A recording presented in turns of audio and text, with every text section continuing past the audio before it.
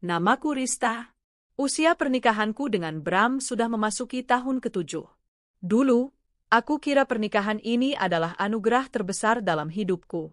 Aku mencintainya dengan segenap hati, bahkan saat kami menikah dalam kondisi ekonomi yang pas-pasan. Aku menerima Bram bukan karena harta, tapi karena sikap manis dan tutur katanya yang membuatku merasa dihargai sebagai perempuan.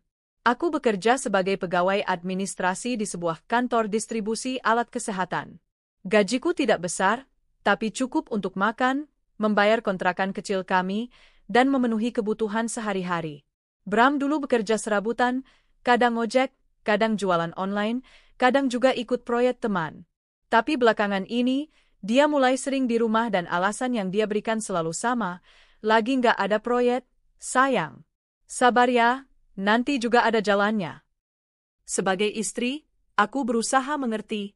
Aku pikir mungkin memang sedang sulit cari kerja. Apalagi sejak pandemi beberapa waktu lalu, banyak orang kehilangan pekerjaan.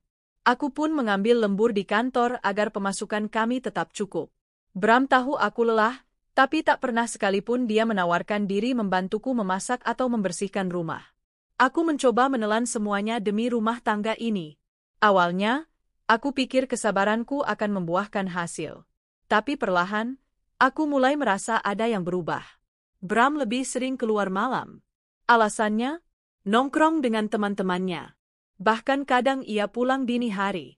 Anehnya, ia selalu pulang membawa makanan mahal, ayam geprek level pedas yang viral, kopi susu kekinian, bahkan roti dari toko bakery yang kutahu harganya tak masuk akal.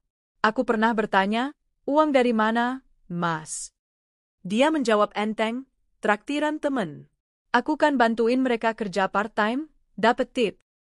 Aku mengangguk pelan, meski hatiku mulai terasa tidak enak. Tapi saat itu, aku lebih memilih percaya. Lagi pula, aku tidak mau jadi istri yang penuh curiga. Aku menanamkan dalam hati, dia suamiku, pasti dia tahu mana yang baik. Lalu datanglah dia, tetangga baruku. Namanya Mita. Perempuan muda, belum menikah, manis, dan dandanannya selalu mencolok. Ia tinggal 2 rumah dari kontrakan kami. Ia sering menyapaku kalau aku pulang kerja, dengan suara manja dan senyum lebar. Capek ya, Mbak Rista? Kasihan, suaminya pasti kangen tuh di rumah, ucapnya suatu sore. Aku hanya tersenyum. Aku tidak pernah berpikiran buruk tentangnya. Kupikir, dia hanya perempuan muda yang terlalu ramah. Namun, dari hari ke hari, aku mulai merasa rumah ini semakin sunyi. Suamiku makin jarang mengajakku bicara. Bahkan kalau aku cerita soal pekerjaan pun dia hanya mengangguk atau menjawab singkat. Kadang dia lebih sibuk dengan ponselnya, tertawa-tawa sendiri sambil menyembunyikan layarnya. Suatu malam, aku pulang lebih awal dari biasanya karena lembur dibatalkan. Sesampainya di depan rumah, aku melihat sepeda motor Bram tak ada di halaman. Aku masuk, rumah gelap. Kupikir dia keluar membeli sesuatu. Tapi kemudian aku lihat dari jendela tetangga, sosok Bram duduk di teras rumah Mita. Mereka tertawa, begitu dekat. Mita bahkan menyentuh lengan Bram dengan cara yang sangat tidak pantas menurutku. Hatiku sakit. Tapi aku mencoba berpikir jernih. Mungkin itu hanya pertemanan. Mungkin ada hal lain. Aku mencoba tidak gegabah. Keesokan harinya, aku bangun pagi dan menemukan Bram masih tertidur. Rasa curiga masih menggelayut di benakku. Aku pun membuka ponselnya yang ia letakkan begitu saja di meja ruang tamu. Aku tahu ini salah, tapi hatiku terlalu gelisah.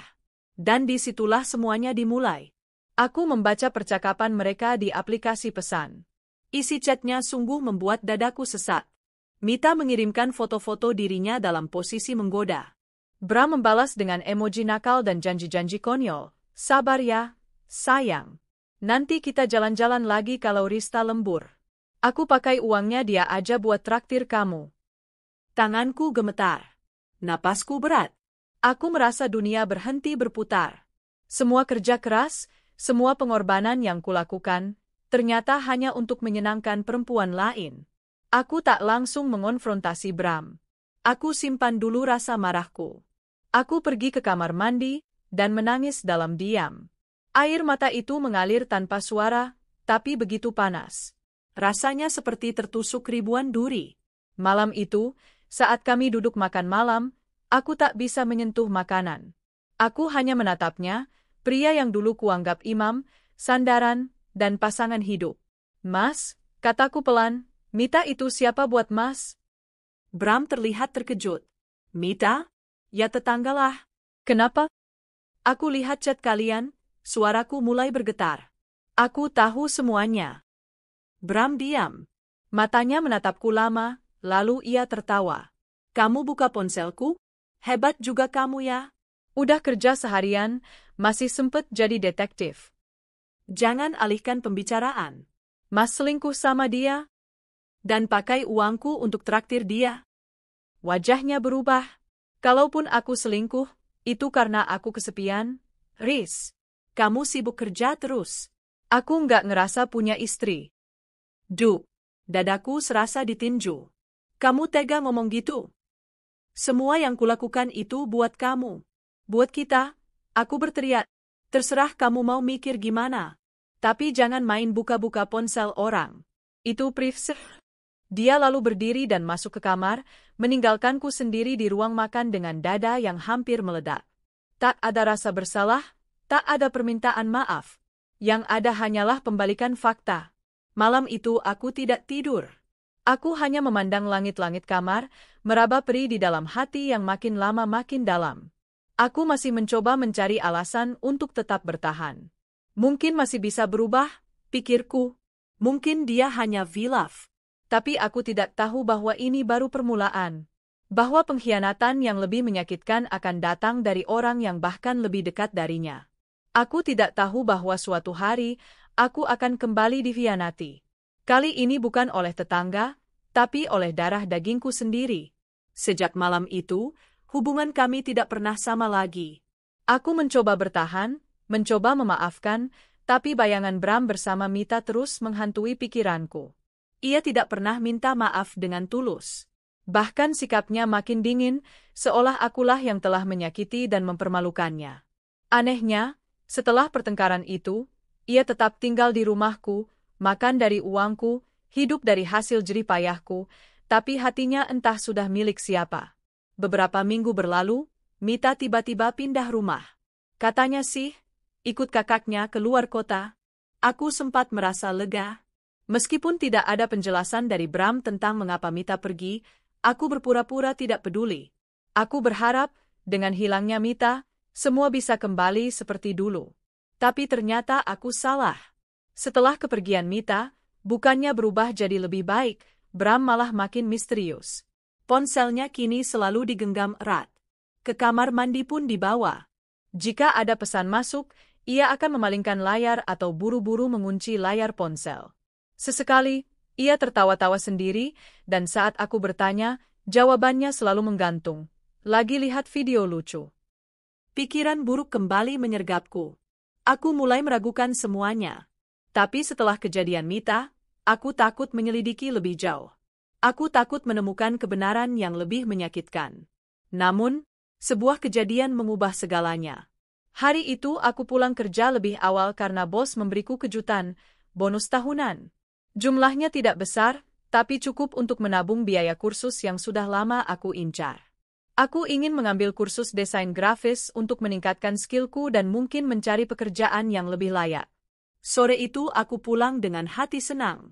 Aku membawa oleh-oleh kecil untuk Bram, berharap bisa memperbaiki suasana.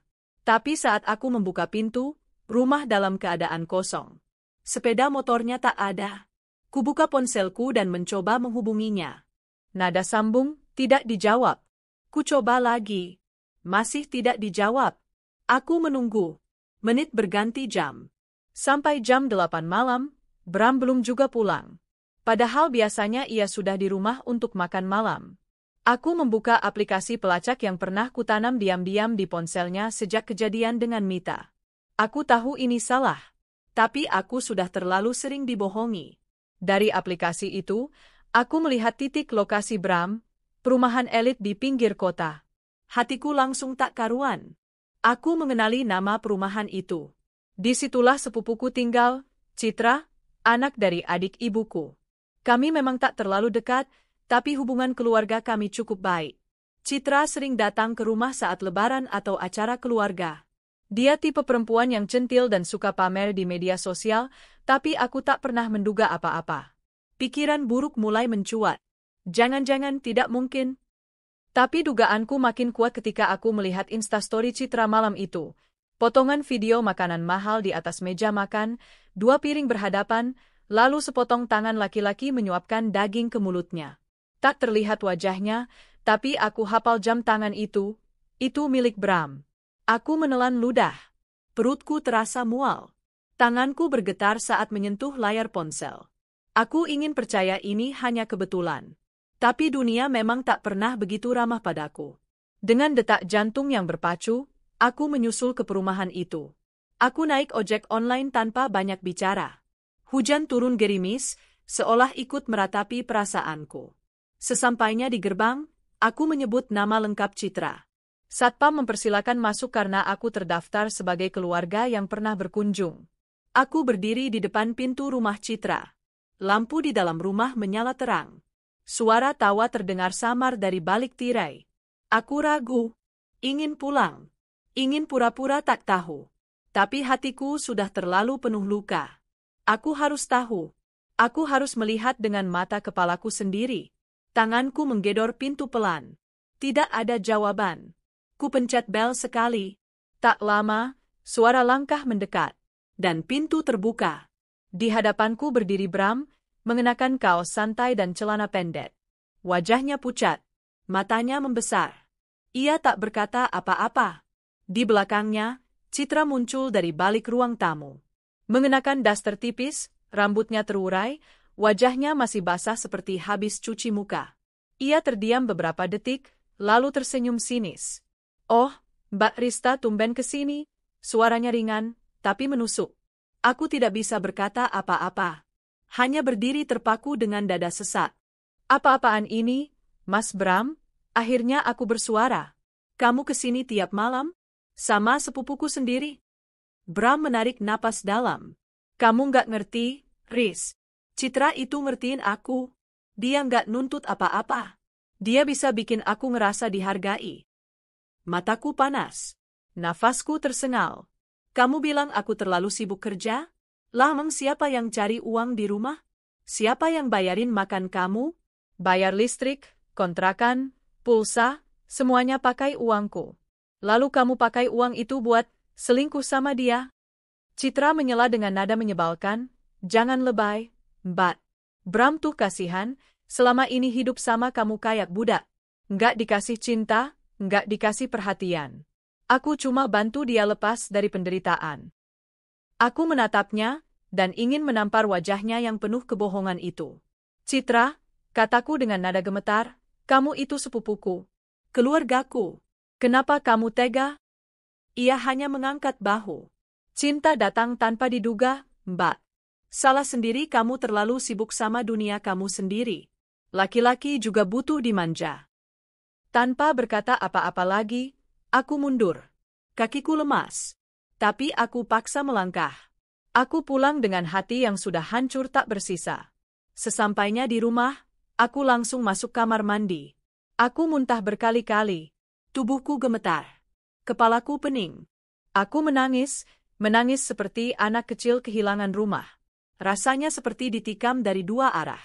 Suamiku dan sepupuku, 2 orang yang kupercaya, telah menusukku tanpa ampun. Malam itu aku menyalakan ponsel dan mulai menghitung. Berapa uang yang telah kupakai untuk membiayai hidup Bram? Uang kontrakan 1,5 juta per bulan, makan 2 juta, rokok, pulsa, baju baru, bahkan motor yang ia gunakan setiap hari, semua dari keringatku.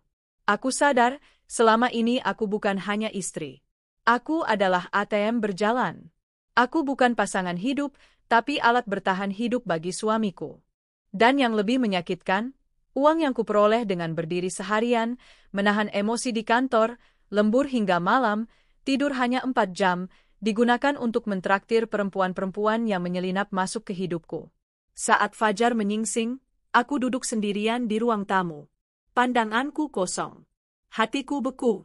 Tapi di balik kepedihan itu, perlahan muncul nyala kecil dalam hatiku. Bukan api dendam. Tapi nyala kesadaran bahwa aku tak bisa hidup seperti ini selamanya. Aku harus bertindak.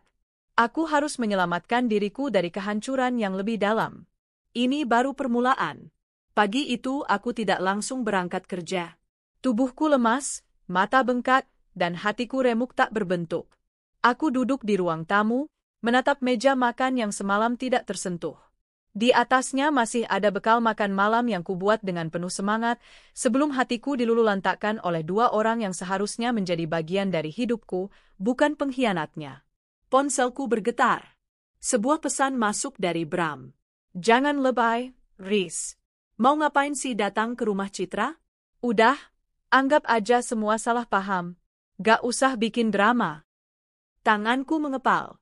Masih sempat-sempatnya dia menyebut semua ini salah paham? Setelah kutangkap basah di rumah perempuan lain, setelah mulut sepupuku menyiramkan garam ke luka yang belum sempat mengering, aku tidak membalas. Beberapa menit kemudian pesan lain masuk. Tapi kalau kamu gak bisa nerima, ya udah. Terserah kamu.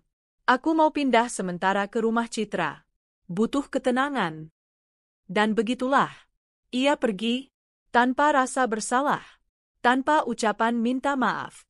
Tanpa penjelasan, ia memilih sepupuku dan meninggalkanku di reruntuhan rumah tangga yang selama ini hanya aku yang menopangnya sendirian. Aku tidak ke kantor hari itu.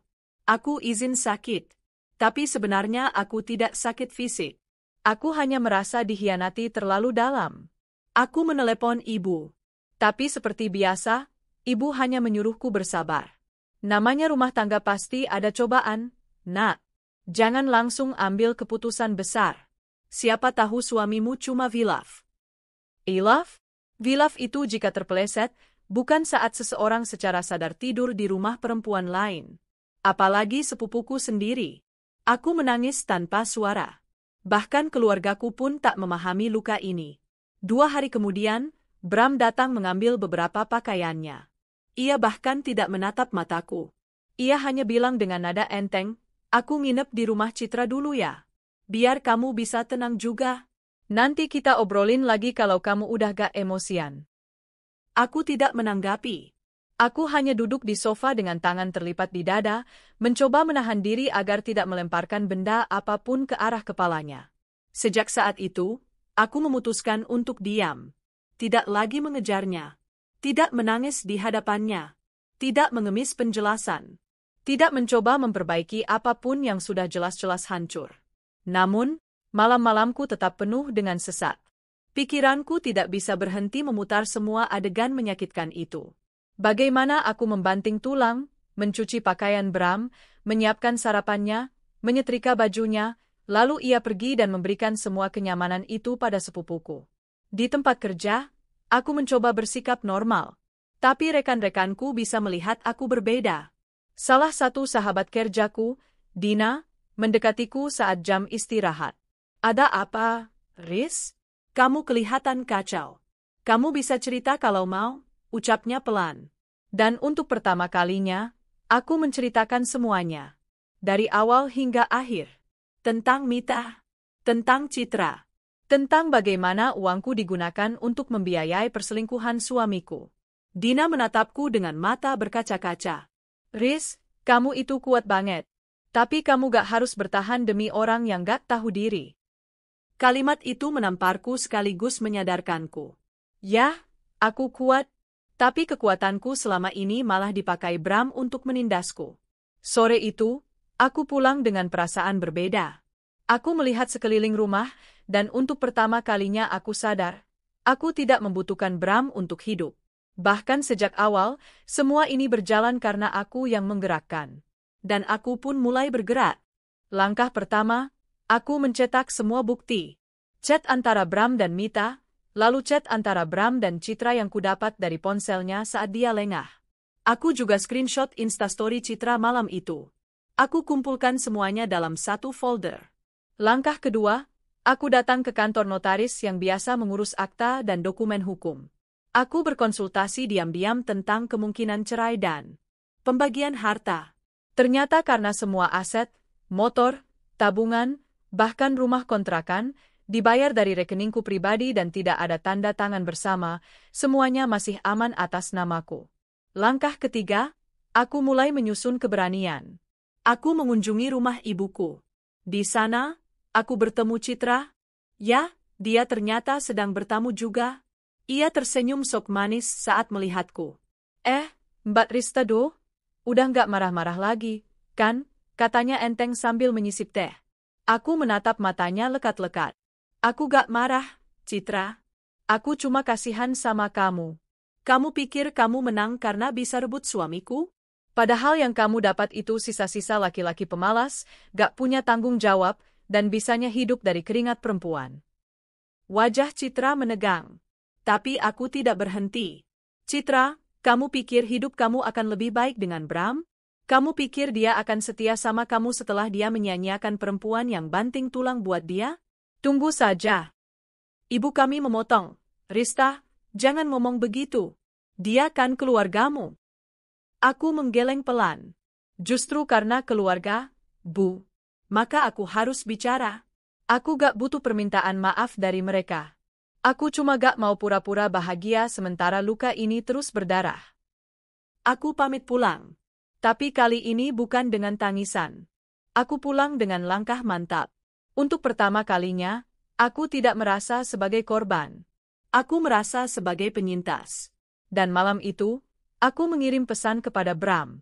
Aku tidak akan mengejarmu lagi. Terima kasih sudah menunjukkan siapa dirimu. Kita akan segera bertemu di pengadilan. Aku sudah mengurus pengacara. Semoga kamu bahagia dengan hasil pengkhianatanmu. Tak sampai 1 jam kemudian, dia menelponku panik.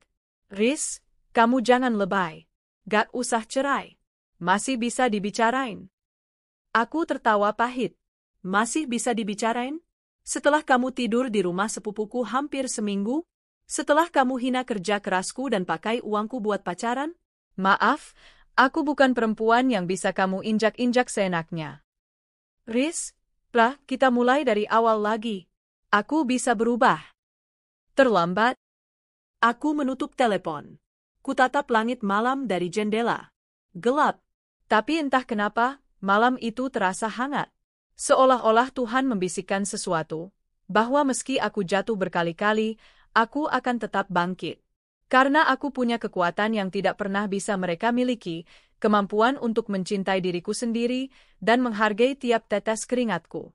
Aku tahu, jalan ini tidak akan mudah. Tapi aku siap. Karena aku bukan lagi perempuan yang memohon dicintai. Aku kini adalah perempuan yang tahu nilai dirinya. Dan aku akan melangkah menuju kebebasan, meninggalkan semua pengkhianatan itu jauh di belakang. Sejak aku mengirimkan pesan terakhir itu ke Bram, rumah menjadi lebih tenang. Tidak ada suara gerutuan dari laki-laki yang merasa dunia harus tunduk padanya. Tidak ada aroma rokok yang menyengat tiap pagi. Tidak ada omelan jika sarapan terlambat disajikan. Dan anehnya, untuk pertama kali dalam hidupku, aku bisa tidur nyenyak tanpa harus khawatir ponsel disembunyikan atau wajah berpura-pura lelah ketika disambut sepulang kerja.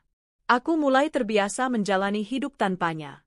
Rasanya aneh di awal, tapi kemudian aku sadar, aku baik-baik saja. Bahkan jauh lebih baik. Aku kembali bekerja dengan lebih semangat. Kupakai bonus yang kemarin sempat kutunda itu untuk mengikuti kursus desain grafis online di malam hari. Waktu yang dulu kuhabiskan untuk mencuci baju Bram, menyetrika, dan menunggu dia pulang, kini kugunakan untuk belajar, memperbaiki diri, dan menata masa depan.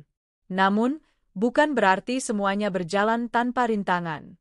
Suatu siang, aku dipanggil ibuku ke rumah. Katanya ada keluarga besar datang.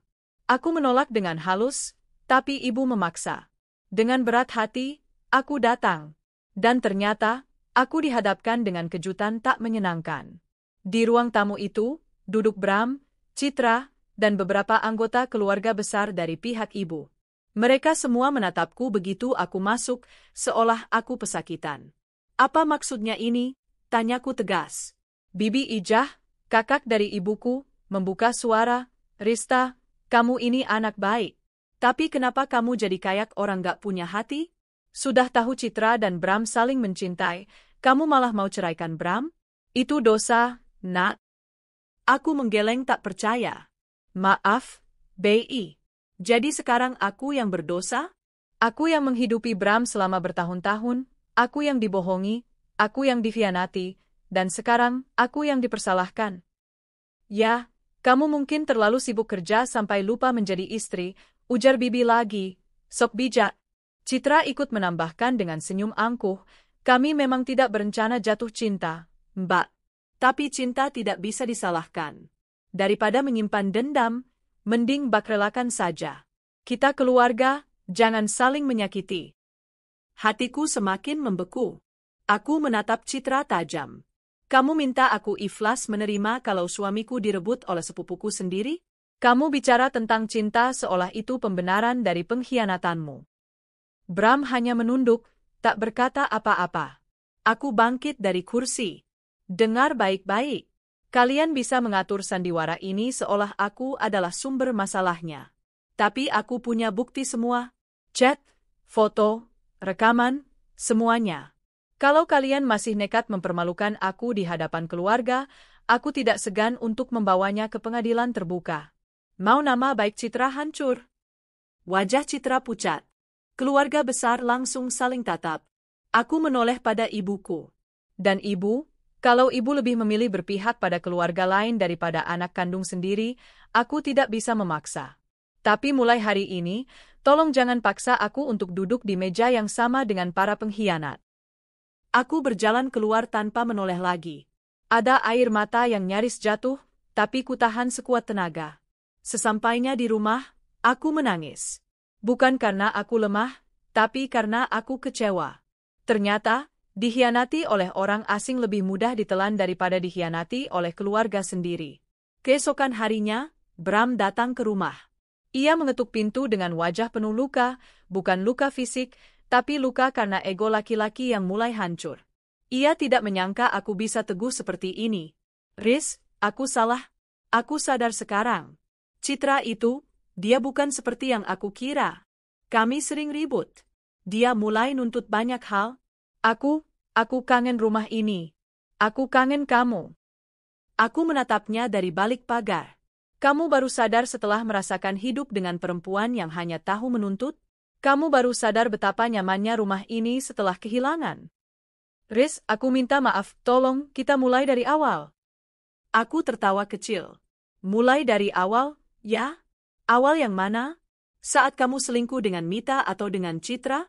Saat kamu bilang aku istri yang egois? Saat kamu gunakan uangku untuk membayar makan malam romantis dengan sepupuku? Bram terdiam. Aku lanjut bicara, aku sudah urus semuanya. Surat cerai sudah siap. Kalau kamu tidak mau tanda tangan, aku akan ajukan secara sepihak dan gunakan semua bukti yang aku punya. Tapi aku harap kamu masih punya sedikit sisa harga diri untuk menyelesaikan ini dengan damai. Wajah Bram tampak syok. Jadi, kamu serius? Sangat. Kalau kamu ceraikan aku, kamu mau hidup sendiri? Kamu pikir kamu bisa bahagia tanpa aku? Aku tersenyum. Aku lebih bahagia tanpa orang yang merendahkanku, Bram. Aku tidak takut sendiri. Yang aku takutkan adalah hidup bersama orang yang terus melukaiku. Bram akhirnya pergi. Dan seminggu kemudian, ia menandatangani surat cerai itu. Tanpa drama. Tanpa air mata. Hari di pengadilan, aku datang mengenakan baju putih sederhana. Hatiku berdebar. Tapi aku tahu, aku sedang melangkah menuju babak baru dalam hidupku. Di luar ruang sidang, aku bertemu Citra. Ia mengenakan pakaian mencolok dan lipstik merah terang. Tapi sorot matanya kosong. Mbak puas sekarang? Tanyanya tajam. Puas? Tidak. Tapi tenang. Aku juga tidak dendam. Aku hanya belajar untuk tidak menaruh harapan pada orang seperti kalian. Ia tertawa kecil. Kamu pikir hidup kamu bakal lebih baik tanpanya? Kamu pikir kamu akan lebih sukses? Aku menatap matanya. Citra, aku tidak perlu pikir-pikir lagi. Aku tahu jawabannya, ya. Hidupku akan jauh lebih baik tanpa kalian berdua. Beberapa bulan kemudian, hidupku benar-benar berubah. Aku lulus dari kursus desain grafis dengan nilai terbaik. Aku mendapat tawaran pekerjaan dari salah satu perusahaan startup yang cukup besar di kotaku. Gajinya 2 kali lipat dari tempatku bekerja sebelumnya. Dan yang paling membuatku bahagia, aku tidak lagi membawa beban siapapun selain diriku sendiri. Aku menyewa apartemen kecil, mulai menata ulang hidupku. Aku mulai traveling sendiri, membaca buku-buku yang selama ini terbengkalai, dan mengisi waktuku dengan hal-hal yang membuat hatiku damai. Suatu hari, saat sedang minum kopi di kafe langganan, aku melihat seseorang duduk di meja seberang, Mita. Ia tampak kurus, rambutnya acak-acakan, dan wajahnya jauh dari glamor seperti dulu. Aku pura-pura tidak melihat, tapi ia berjalan mendekat. "Rista, boleh duduk?" tanyanya pelan. Aku mengangguk, tenang. Mungkin karena aku sudah tak punya dendam. "Aku minta maaf, Riz. Aku dulu salah. Aku gak nyangka Bram ternyata manipulatif. Setelah kamu, dia juga selingkuh sama temanku. Sekarang dia entah kemana, katanya pisah sama Citra juga." Aku hanya diam, menyeruput kopi. Dalam hati aku berkata, kalian akhirnya saling menggigit. Aku hanya mau bilang, kamu wanita paling kuat yang pernah aku kenal. Aku iri dulu, karena kamu punya segalanya, kerjaan bagus, rumah, suami yang terlihat sayang. Tapi ternyata, kamu lebih dari semua itu. Kamu bertahan. Dan kamu bisa bangkit. Aku menatapnya. "Mita, hidup ini bukan tentang siapa yang disayang, tapi siapa yang bisa menghargai. Dan jelas, kalian bukan orang-orang yang mampu menghargai." Mita menunduk, lalu pergi. Aku duduk di sana, sendirian. Tapi kali ini bukan dengan luka, bukan dengan kesepian, tapi dengan kemenangan. Aku memang kehilangan suami. Aku memang dikhianati keluarga. Tapi aku menemukan sesuatu yang jauh lebih berharga, harga diriku sendiri. Dan itu cukup. Waktu berlalu. Tidak terasa sudah hampir 8 bulan sejak perceraian itu disahkan. Aku kini telah berdiri di tempat yang sama sekali berbeda dari dulu, lebih kuat, lebih tegar, dan lebih damai. Aku tak lagi menatap masa lalu dengan air mata. Yang tersisa kini hanyalah rasa syukur karena Tuhan membebaskanku dari hubungan yang hanya penuh luka dan pengkhianatan. Kadang aku berpikir, seandainya aku terus bertahan dalam pernikahan itu hanya karena gengsi atau karena takut sendiri, mungkin hari ini aku masih menjadi bayangan dari diriku sendiri. Suatu sore, aku sedang duduk di balkon apartemen kecilku, ditemani secangkir teh dan semilir angin yang menenangkan. Ponselku berdering. Nomor tak dikenal. "Halo? Assalamualaikum, Rista. Ini aku, Citra." Seketika jantungku menegang. Suara itu masih sama, hanya terdengar lebih lesu dan lirih. Aku diam sesaat, sebelum akhirnya menjawab dingin, "Ada apa?" Aku minta waktu sebentar, Mbak. Aku ingin bicara. Bisa kita ketemu?" Suaranya bergetar. Kali ini bukan suara seseorang yang sombong dan menang, tapi seseorang yang sedang jatuh dan membutuhkan tempat berpegangan. Aku berpikir sejenak. "Di mana?" "Di taman dekat rumah nenek, yang sering kita main waktu kecil dulu," ucapnya pelan. Sore itu aku datang. Bukan karena aku peduli padanya, tapi karena aku ingin benar-benar menutup semua luka ini dengan kepala tegak, bukan dengan kemarahan. Saat aku tiba, Citra sudah duduk di bangku taman. Ia tampak berbeda. Wajahnya kusam, tubuhnya kurus, dan sorot matanya kosong. Tidak ada lagi sisa-sisa perempuan angkuh yang dulu menyeringai saat merebut suamiku.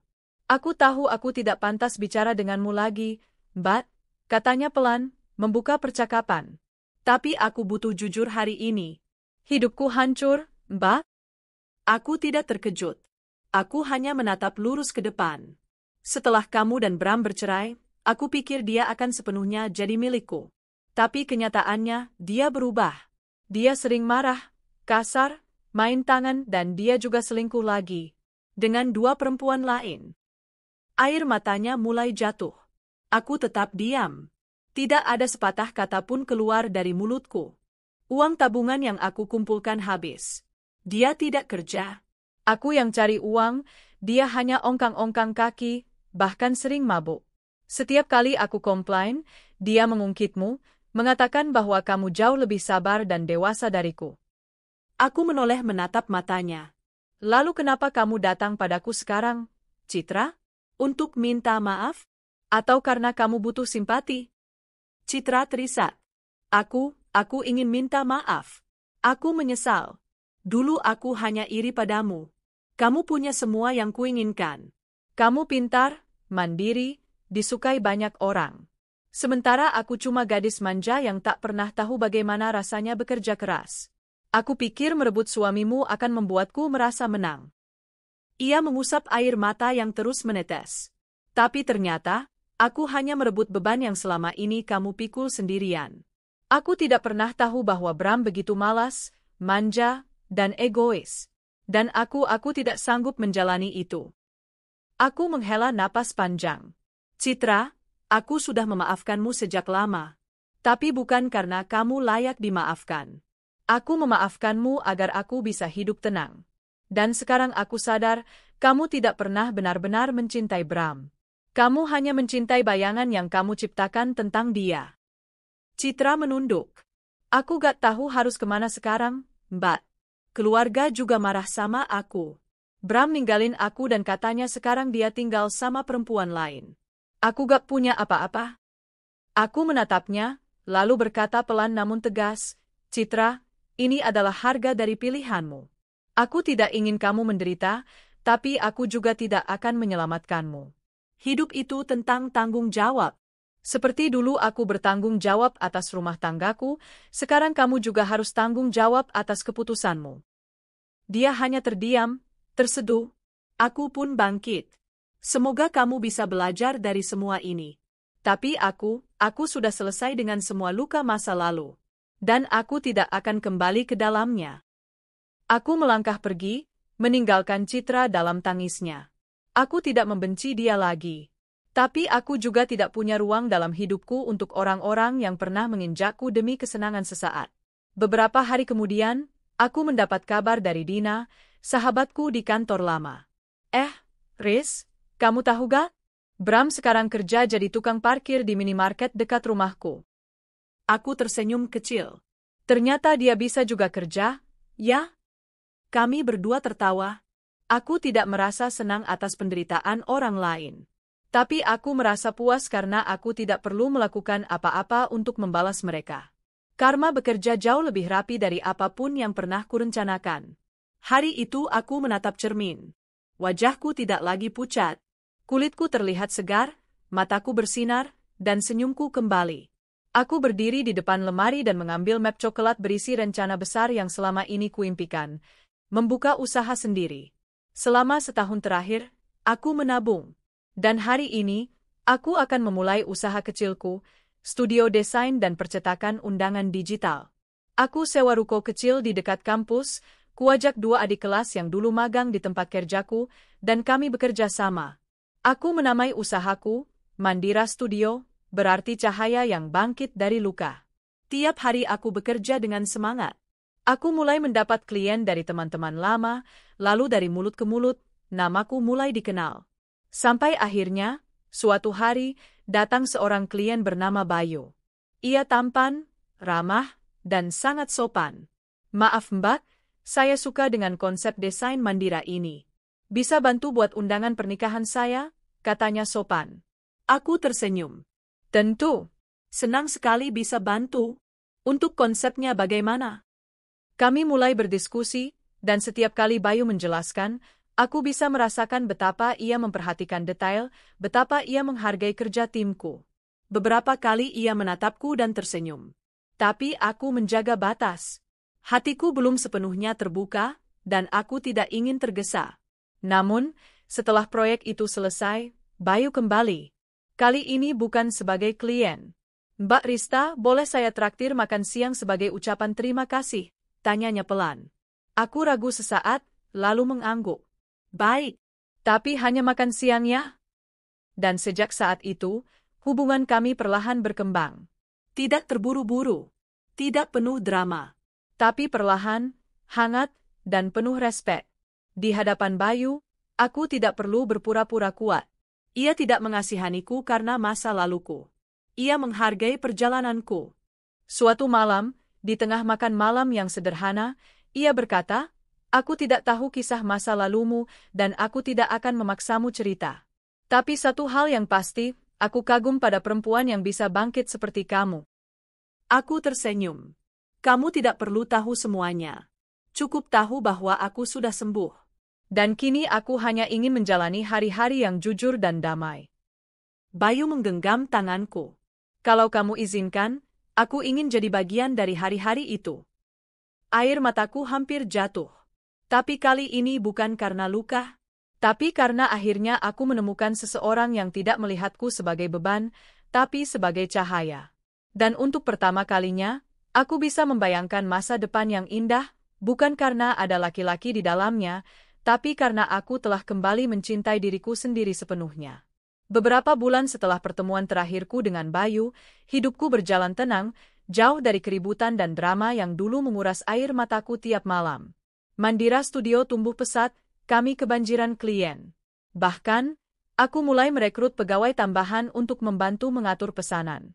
Sungguh, jika dulu aku disuruh membayangkan titik ini, aku pasti akan tertawa tak percaya. Setiap pagi aku bangun dengan semangat baru, menyambut dunia dengan senyuman dan hati yang ringan. Tidak ada lagi cekcok rumah tangga, tidak ada lagi aroma kecurigaan yang memuakkan. Aku bebas, bukan hanya secara hukum, tapi juga secara jiwa. Suatu siang, ketika aku sedang menata beberapa sampel desain untuk calon klien, pintu studio terbuka. Aku tak langsung menoleh, sampai sebuah suara yang sudah lama tak kudengar menyapaku. "Rista?" Tubuhku menegang. Aku menoleh perlahan. Bram. Ia berdiri di ambang pintu, dengan pakaian lusuh dan rambut acak-acakan. Wajahnya kuyu, berbeda jauh dari sosok arogan yang dulu sering merasa paling benar dalam rumah tangga kami. Di balik bajunya yang kumal, aku bisa melihat matanya menyimpan 1000 penyesalan. "Ada apa?" tanyaku dingin. "Aku cuma ingin bicara." 5 menit saja, katanya memohon. Aku mengangguk pelan, menunjuk bangku di pojok ruangan. "Cepat," ucapku datar. Ia duduk, menunduk beberapa saat, lalu mulai bicara. Aku tahu aku orang yang paling hina. Aku hancurkan hidupmu, kupermainkan kepercayaanmu, dan kubuang semua pengorbananmu seolah tak berarti. Tapi Rista, setelah semua ini, aku sadar. Aku kehilangan perempuan terbaik dalam hidupku. Aku hanya menatapnya tanpa berkata apa-apa. Setelah kamu pergi, aku pikir hidupku akan bahagia. Bersama Citra, semua akan mudah. Tapi kenyataannya, aku yang hancur. Citra pergi. Uang habis. Tak ada pekerjaan tetap. Hidupku terjun bebas. Aku tinggal numpang di rumah saudara jauh, dan aku nyaris diusir karena tak bisa bayar sewa. Ia mengangkat wajahnya. Aku hanya ingin bilang, aku menyesal. Sangat menyesal. Aku menghela napas panjang. Bram, penyesalanmu itu tidak bisa menghapus luka yang kau buat. Tidak bisa mengembalikan waktu yang kucurahkan, air mata yang kularutkan, dan kehormatan yang kau injak. Aku tidak membencimu lagi, tapi aku juga tidak punya ruang lagi untukmu dalam hidupku. Ia menunduk, tampak pasrah. Aku menambahkan, mungkin kamu pikir hidup akan selalu ada cadangan. Tapi tidak semua orang bisa kamu panggil kembali setelah kamu lecehkan. Aku bukan milikmu lagi. Aku bahkan tak ingin namamu disebut dalam doaku. Ia berdiri, terdiam beberapa saat, lalu berjalan keluar tanpa mengucapkan sepatah kata pun lagi. Dan saat pintu studio tertutup kembali, aku tersenyum kecil. Aku tahu, itu adalah pintu terakhir antara masa lalu dan masa depanku. Kini aku benar-benar bebas. Di suatu akhir pekan, aku dan Bayu berjalan menyusuri taman kota setelah menghadiri pameran seni grafis. Ia memegang tanganku erat. "Kamu tahu, Riz," katanya. "Selama aku mengenalmu, kamu tidak pernah sedikit pun menunjukkan bahwa kamu pernah melalui trauma seberat itu. Kamu tetap ceria, profesional, dan penuh semangat." Aku tersenyum. Karena aku tidak ingin luka itu mendikte siapa aku. Masa laluku adalah luka, tapi aku sendiri yang menentukan bagaimana aku sembuh. Bayu menatapku dengan bangga. "Maukah kamu sembuh sepenuhnya bersamaku?" Aku menoleh cepat. Bayu tersenyum sambil mengeluarkan sebuah kotak kecil dari saku jasnya. "Rista, aku tidak ingin memaksamu. Tapi aku tahu kamu adalah perempuan yang sangat kuat, yang membuatku merasa lebih hidup setiap harinya. Aku tidak berjanji hidup kita akan selalu mulus, tapi aku berjanji akan selalu jujur, setia, dan berjuang bersamamu. Maukah kamu menikah denganku? Hatiku berdegup kencang. Lama aku hanya menatap wajahnya yang penuh harap. Lalu akhirnya aku mengangguk perlahan. Ya, aku mau. Persiapan pernikahan kami berjalan sederhana namun penuh makna. Kali ini, aku benar-benar menikmati setiap prosesnya, bukan karena ingin pamer atau menyenangkan orang lain, tapi karena ini adalah perayaan dari kebebasan dan keberanianku untuk mencintai kembali.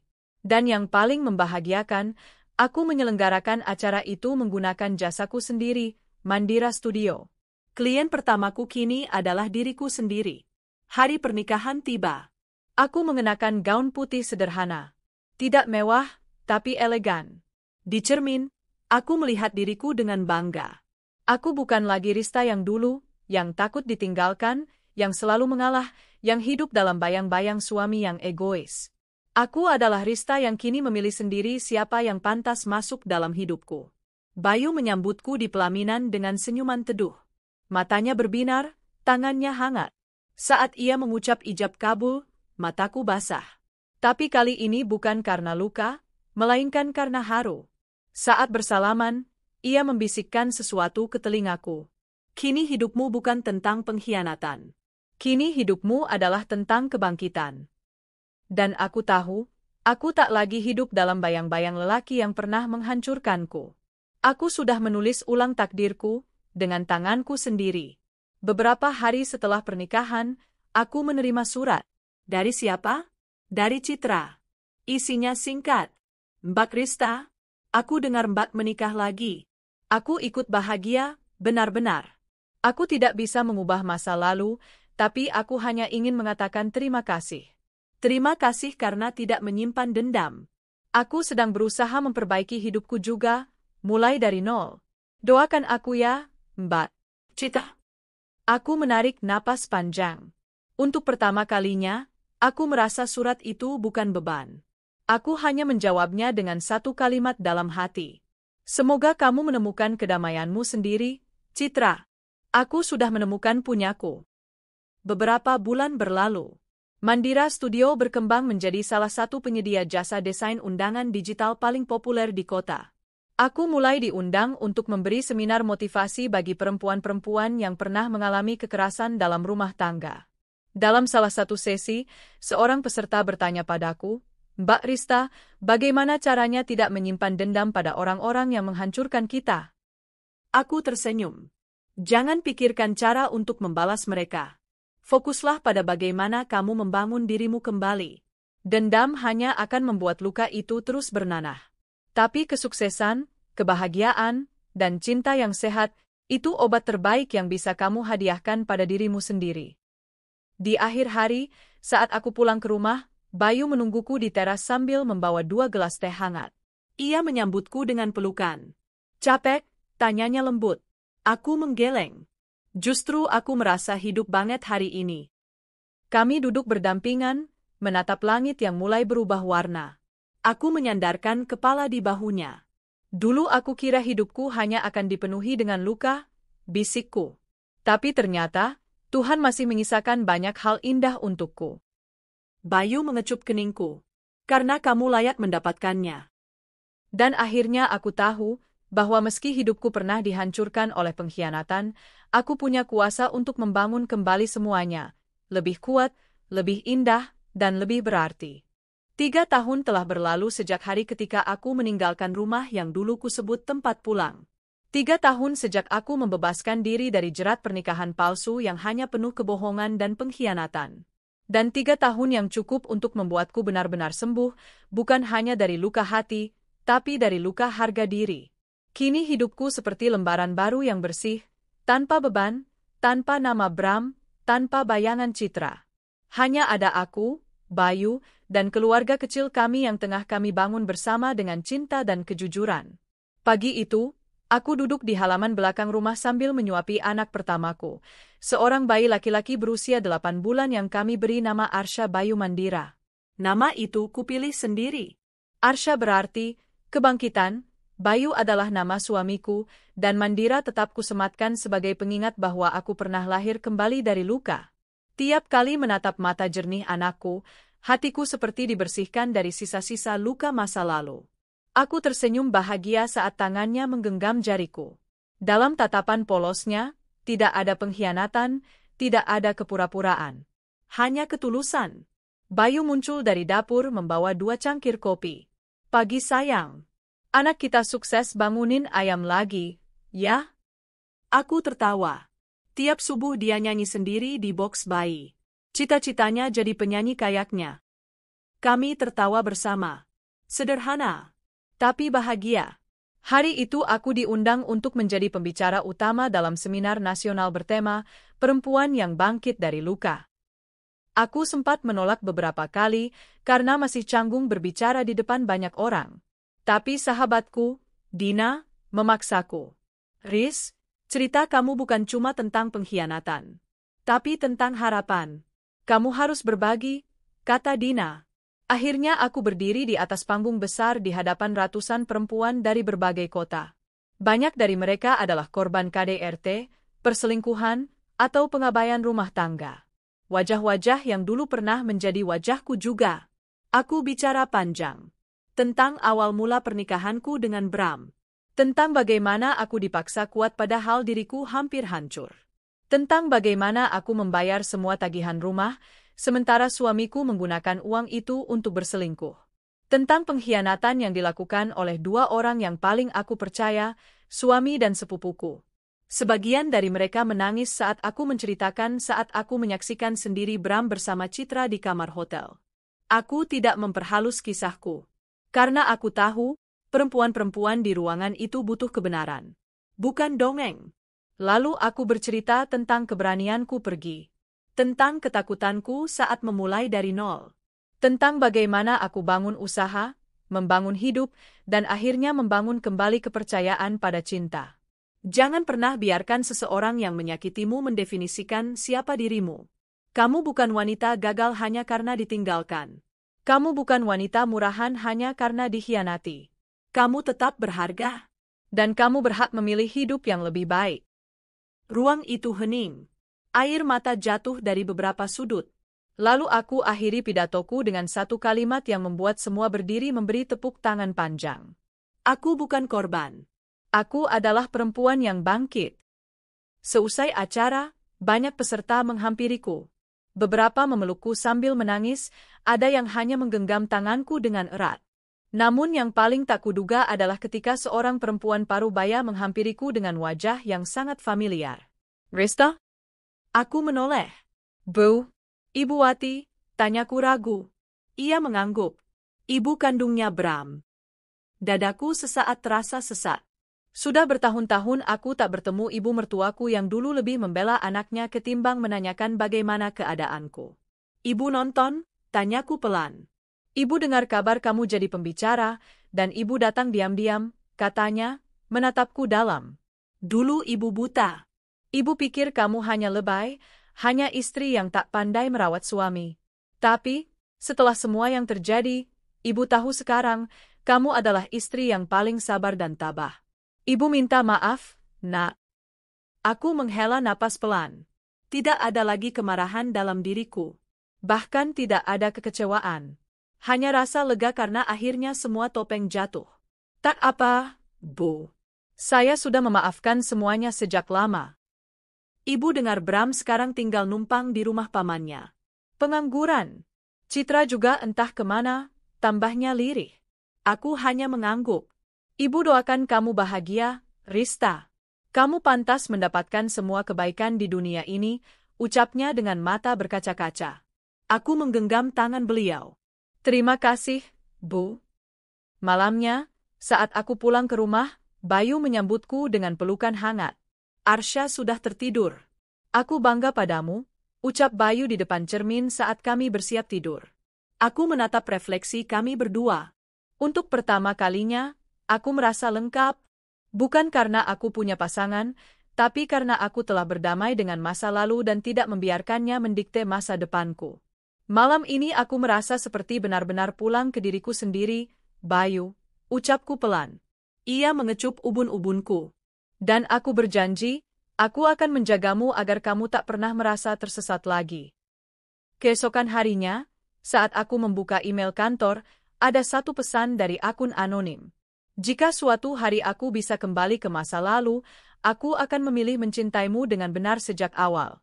Tapi karena itu tak mungkin, aku hanya bisa berkata, maaf, dan semoga bahagia. Tak ada nama. Tapi aku tahu itu dari Bram. Aku tak membalas. Tidak perlu. Biarlah pesan itu tertinggal di layar, sebagai bukti bahwa bahkan orang yang dulu menginjak kita, bisa menyesali apa yang telah mereka lakukan. Tahun berikutnya, Mandira Studio membuka cabang baru. Aku menunjuk Dina sebagai kepala operasional karena aku memutuskan fokus menjadi mentor dan motivator untuk perempuan korban kekerasan rumah tangga. Aku ingin apa yang kualami menjadi manfaat. Aku ingin luka itu menjadi jalan terang untuk orang lain. Kini setiap langkahku bukan lagi ditentukan oleh siapa yang mendampingiku, tapi oleh siapa yang kutentukan untuk ikut bersamaku. Dan di sampingku, Bayu selalu siap menemani. Tak pernah sekalipun ia menyakiti atau menghakimi. Ia adalah suami yang aku tahu, bukan sempurna, tapi jujur dan setia. Suatu sore, aku menulis di halaman belakang, ditemani tawa kecil Arsha yang berlari-lari kecil sambil membawa mainannya.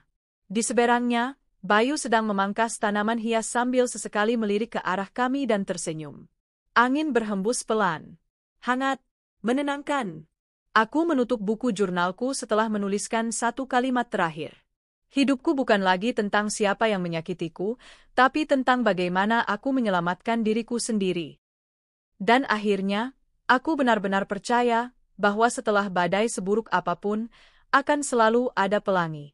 Akan selalu ada ruang baru untuk bahagia. Dan akan selalu ada versi dirimu yang lebih kuat menunggu untuk kau temukan. Aku, Rista, perempuan yang dulu dihancurkan oleh pengkhianatan, kini berdiri tegak. Aku tak lagi takut mencintai, tak lagi takut ditinggalkan. Karena aku tahu, aku tak pernah benar-benar sendiri. Aku selalu punya diriku sendiri. Dan itu sudah cukup.